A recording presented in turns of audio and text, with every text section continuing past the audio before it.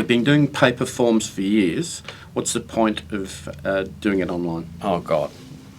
What's the point of When doing you it on start. paper?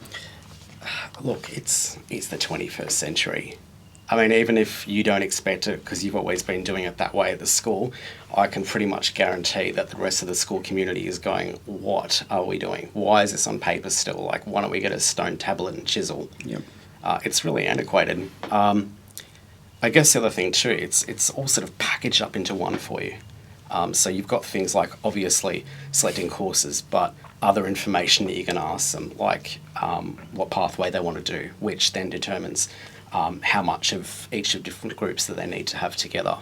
I guess it does all those rule checks along the way. So, you know, if you've got to have combinations of particular courses together, or if choosing one excludes the other, or if you've got a group of selections, you know, if something has to be picked for all terms, if you pick it for one term, you can set all those rules up. I think the best thing is that it does all of the rules and all of the permutations for the student in real time. So if they pick this particular choice here, it then does a recalculation and then goes, okay, what are the next things that we're able to pick based on what I've got here?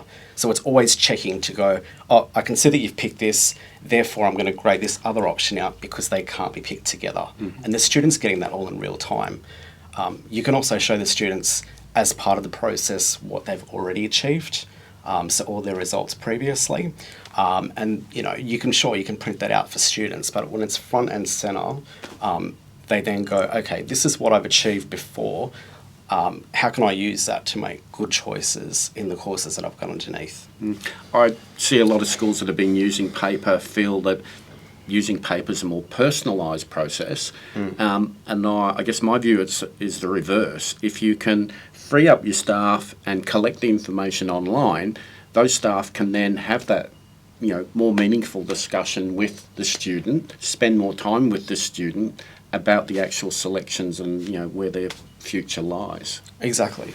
And I think from an administrative perspective, you're going to get pieces of paper that are going to have to turn into something electronic anyway.